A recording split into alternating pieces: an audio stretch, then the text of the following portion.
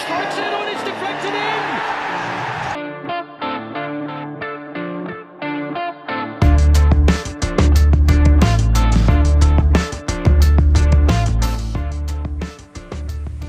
Halo, oke, kembali lagi bersama saya Mas Tama di segmen sepak bola, bicara bola, bola bicara.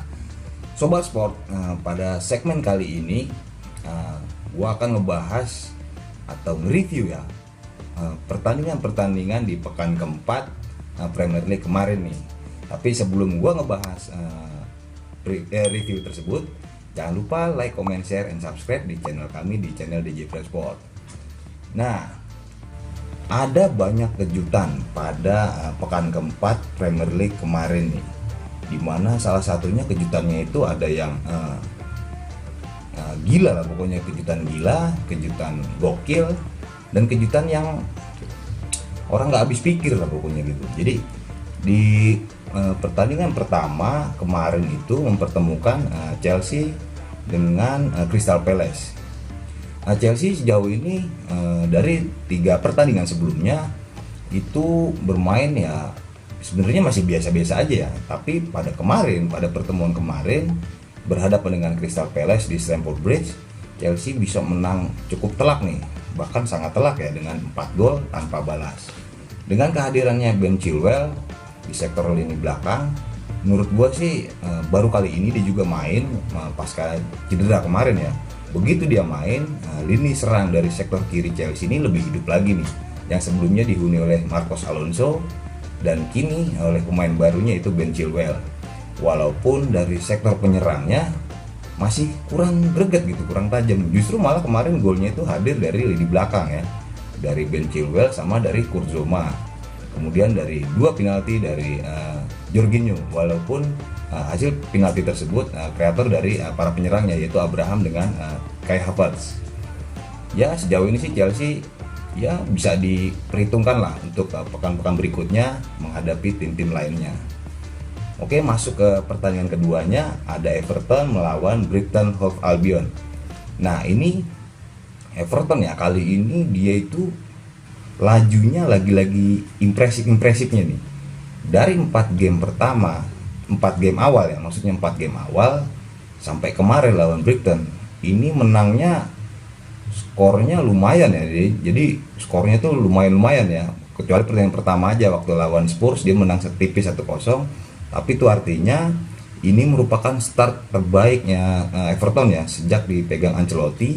Untuk pertandingan 4 pertandingan pertama ini bisa menyapu bersih semua lawan-lawannya. Artinya bisa mendulang 3 poin dari 4 pertandingan ini dengan memperoleh 12 poin. Dan untuk sementara Everton berhak bercokol di peringkat pertama Premier League klasemen sementara.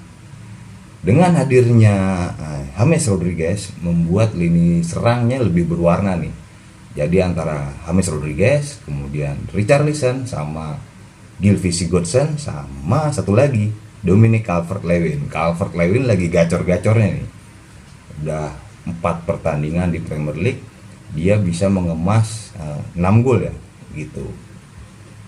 Jadi untuk sementara menurut gua sih Everton bisa dijadikan perhitungan lah ya, bisa aja nih menyaingi si The Big Six yang ada di Premier League sebelum-sebelumnya. Oke, untuk yang pertandingan ketiga ini menghadirkan Leeds United melawan Manchester City. Kalau menurut gua Manchester City ini kayak lagi lupa caranya menang nih. Karena pekan kemarin mereka digasak habis-habisan sama Leicester. Dengan hat-tricknya Jamie Vardy dan bermain di Etihad Stadium, mereka bisa digulung nih. Digulung 2-5. Dan kemarin lawan tim promosi sekelas Leeds United yang ditangani oleh Marcelo Bielsa, ternyata mereka hanya bisa pulang dengan membawa poin 1 aja nih. Ya mungkin karena emang dari sisi strikernya dia lagi krisis ya, nggak ada si Aguero, nggak ada Gabriel Jesus juga nggak ada. Dia mengandalkan si Raheem Sterling. Jadi Raheem Sterling ini bermain sebagai false nine, cuman sejauh ini kayaknya belum berjalan maksimal ya. Jadi yang bergerak dari lini tengahnya ada Kevin De Bruyne, Riyad Mahrez, sama pemain barunya nih Ferran Torres. dan itu menurut gue juga masih kurang efektif karena masih coba-coba gitu.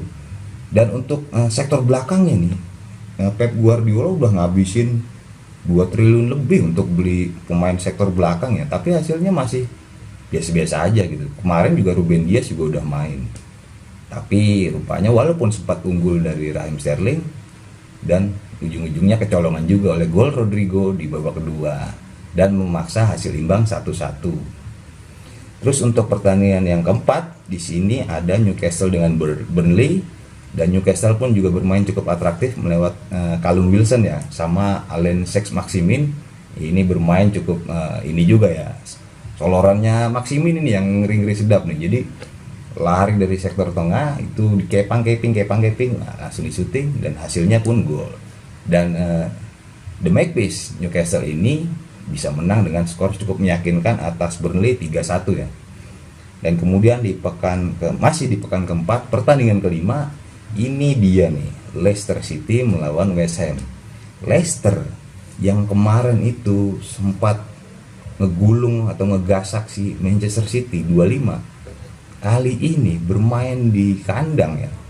The Fox Leicester ini harus nyerah nih 0-3 tanpa balas oleh The Hammers West Ham United. Bisa dibilang kayak gimana gitu, kemarin habis menang banyak lawan Manchester City secara tandang ya, kemudian sekarang main di kandang bisa kalah telak, lawannya The Hammers lagi. Mungkin The Hammersnya juga main bagus ya. Kemudian di pertandingan ke-6 ada Southampton melawan West Brom. Ya, ini Southampton juga udah mulai menemukan permainannya, mereka bisa menang 2-0 ya, masih lawan tim promosi ya dari West Brom. Tapi West Brom sendiri cukup menjanjikan juga sih, kemarin bisa sempat menang 3-0 dulu nih sama Chelsea, terus terpaksa harus dikejar jadi 3-3. Tapi kemarin sejauh ini untuk Southampton juga bermain juga udah cukup bagus ya, melewat Musa Jenepo sama Aurel Romeo yang mencetak golnya itu. Kemudian di pertandingan ke-7 ini ada Arsenal melawan Sheffield United. Arsenal juga sejauh ini masih kurang greget gitu, masih ya standar aja sih, masih standar. Tapi artinya permainan dari Mikel Arteta dan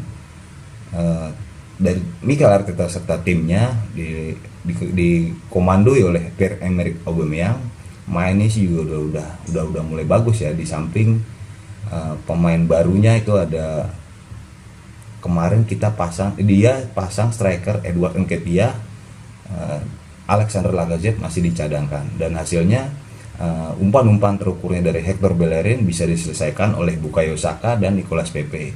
Mereka bisa menang dengan skor tipis 2-1. Kemudian di pertandingan ke-8 ada Wolverhampton melawan Fulham. Mungkin ini pertandingan yang sekiranya masih setara, tapi tetap Wolverhampton masih di atas kertasnya si Fulham. Dan terbukti pasukan Nuno Espirito Santo bisa menang tipis aja nih oleh gol dari Pedro Neto di babak kedua dengan skor tipis 1-0. Artinya Wolves bisa meraih poin penuh bermain di kandang, dan ini menjadi catatan buruk juga ya untuk Fulham, karena Fulham dari 4 pertandingan pertama mereka belum pernah meraih kemenangan sekalipun. Pasukan Scott Parker ini agak kebingungan juga nih, karena baru promosi juga, kemudian harus berhadapan dengan tim-tim yang sekiranya di atas mereka gitu. Walaupun ada Alexander Mitrovic dan Ademola Lookman, sejauh ini sih Lookman mainnya juga udah kayaknya bakal diincar oleh tim-tim gede tuh kayaknya, itu bagus sih mainnya. Oke, di pertandingan ke-9 ini dia nih yang ditunggu-tunggu. Ada big match antara The Red Devils melawan The Lily-Whites Tottenham Hotspur. Ya, walaupun di awal-awal pertandingan baru berjalan 1 menit ya, MU udah berhasil membuka skor lewat penalti Bruno Fernandes. Kemudian pasukannya Jose Mourinho yang dikomandoi oleh Harry Kane CS ini nggak gentar nih, kemudian langsung dibalas oleh gol Tanguy Ndombele. Kemudian langsung dibalas lagi nih, comeback si Spurs ini, comeback dengan skor 1-2 lewat Hemmingson. Dan malapetaka mulai datang saat strikernya Red Devils MU Anthony Martial di kartu merah. Wah, ini terus terang aja, bermain di Old Trafford dengan 10 pemain melawan Excalibur, tim Tottenham Hotspur yang dikomando oleh Harry Kane. Ini agak gimana gitu akhirnya, dan yang terjadi di babak pertama skornya pun sudah 1-4 untuk keunggulan Tottenham Hotspur, dan gol-gol itu dicetak oleh Tanguy Ndombele, Wellington, kemudian ada Harry Kane, dan kemudian dengan bermainnya 10 pemain untuk MU itu ya, terpaksa nih babak kedua akhirnya kebobolan lagi oleh golnya Serge Aurier dan penaltinya Harry Kane, dan skor 1-6 ini sangat mencolok untuk tim sekelas Manchester United ya, bermain di Old Trafford tapi harus digulung oleh Tottenham Hotspur dengan skor sangat telak ya, 1-6. Ya mungkin jadi PR juga buat Ole, pasukannya, pemain belakangnya ini mungkin agak dikoordinasikan lagi lah gitu. Jadi kemarin sempat banyak sekali miskoordinasi membuat David De Gea gagal mengantisipasi bola-bola dari lawan gitu. Dan kemudian di pekan keempat pertandingan ke-10 atau partai yang terakhir ini menyajikan pertandingan yang sekiranya gimana ya, antara hitam dan putih atau minyak dengan air. Tapi di satu sisi tim-tim Premier League musim ini mulai dari peringkat 1 sampai peringkat 20 mainnya pun semua tetap atraktif ya. Kita tahu sendirilah tim-tim Premier League main itu kayak gimana. Dan di pertandingan ke-10 ini menghadirkan Aston Villa melawan Liverpool. Kalau teman-teman sekalian pasti udah pertandingan pertama, sebelum pertandingan dimulai pasti udah Liverpool pasti udah di atas angin ya, istilahnya di atas kertas, dengan materi pemain yang ada, dengan skill pemain yang ada, mereka udah di atas segalanya dari Aston Villa. Namun pada kenyataannya si Oli Watkins nih menjadi mimpi buruk pasukannya Jurgen Klopp dengan mencetak hat-trick dari pertandingan ini. Oli Watkins, pemain muda asal Inggris, usia 24 tahun dan baru direkrut dari tim divisi Championship dan baru pertama kali main di Premier League oleh Aston Villa. Jadi untuk pertandingan ini sempat ada perlawanan dari Liverpool melewat Mohamed Salah. Saya juga nggak tahu nih kenapa Liverpool bisa sampai segininya main gitu. Jadi di babak pertama aja tuh mereka udah ketinggalan 4-1 ya, sangat-sangat jomplang gitu dari pertandingan sebelumnya. Jadi Oli Watkins udah mencetak hat-trick nih babak pertama, kemudian ditambah gol dari John McGinn, dan itu bisa dibalas oleh Mohamed Salah. Dan babak pertama hasilnya skor 4-1. Kemudian main lagi di babak kedua, lagi-lagi nih si Aston Villa menambah gol dan nggak tanggung-tanggung, 3 gol lagi ditambah lewat kaki Ross Barkley. Jack Grealish dengan 2 golnya kemudian mampu dibalas lagi dengan Mohamed Salah. Dengan skor telak 7-2 ini jelas menjadi cermin ya untuk Liverpool bahwasanya tim-tim sekelas Aston Villa atau tim-tim lain itu tidak bisa dipandang sebelah mata. Artinya mereka pun dengan materi pemain yang ada, mereka juga bisa menampilkan permainan yang atraktif dengan gol yang cukup banyak atau spektakuler ya. Terbukti dengan pemain barunya Aston Villa, Ross Barkley, mampu mengacak-acak nih sektor pertahanan dari Liverpool sendiri. Walaupun Liverpool tidak diperkuat oleh kiper andalannya Alisson Becker karena memang cedera. Kemudian ada Sadio Mane yang juga tidak bermain dalam pertandingan ini. Tapi sekiranya ini menjadi pelajaran untuk Virgil van Dijk dan kawan-kawan supaya pertandingan-pertandingan berikutnya mereka tidak kecolongan lagi. Ya artinya sejauh ini Liverpool baru ini juga ya kalah dengan skor cukup telak gitu. Dan untuk sekilas review tadi yang saya sampaikan, gue akan sedikit bercerita tentang klasemen sampai di pekan keempat ini, di mana Everton dan Aston Villa ini 2 tim pertama yang bisa sapu bersih ya, 100% kemenangan. Walaupun si Aston Villanya sendiri baru bermain 3 kali, tapi artinya mereka bisa menyapu 3 kemenangan langsung gitu.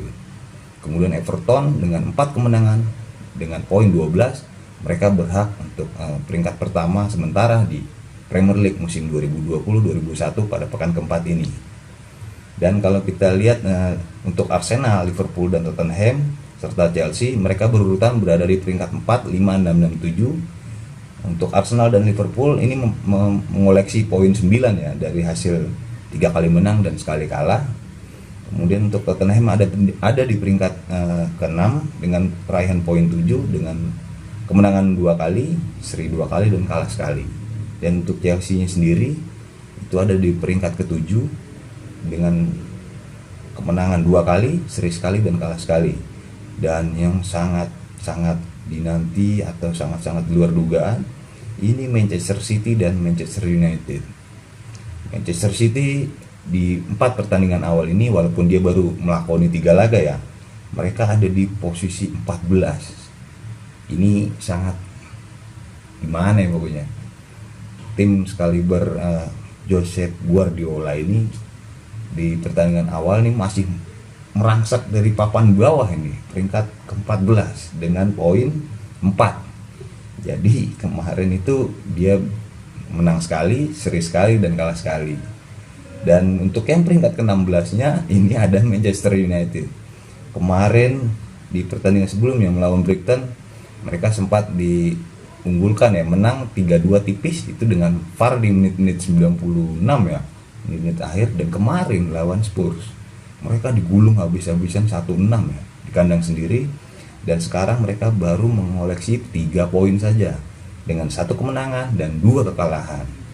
Ya artinya di 4 pekan awal ini tentunya masih banyak kejutan-kejutan ya. Untuk sampai di pekan 38 masih jauh juga perjalanan mereka dari tim ke-1 sampai tim ke-20, dan situasi klasemen pun masih dapat sangat mungkin berubah. Dan yang saya nantikan, apakah Everton mampu mempertahankan konsistensinya untuk meraih kemenangan terus ya di bawah asuhannya Carlo Ancelotti ini, di mana Calvert-Lewin lagi gacor-gacornya nih. Oke teman-teman sekalian, kira-kira tetap menjagokan yang mana nih? Everton, Manchester City, MU, Liverpool, Chelsea, Arsenal, atau yang lainnya? Ya itu sih saya kembalikan lagi ke teman-teman semua. Ya kali aja, wah gue jagoin Everton juara nih musim ini, wah gue jagoin Leicester nih. Ya kita lihat aja nanti, karena Premier League ini benar-benar penuh dengan kejutan. Oke, cukup sekian dulu review singkat dari gue untuk di pekan keempat kemarin yang benar-benar penuh dengan kejutan ya, drama, kejutan, ya pokoknya gitulah. Oke, sampai jumpa di review-review dan preview selanjutnya bersama gue Mas Tama di segmen kali ini, segmen olahraga bola bicara bola. Nah.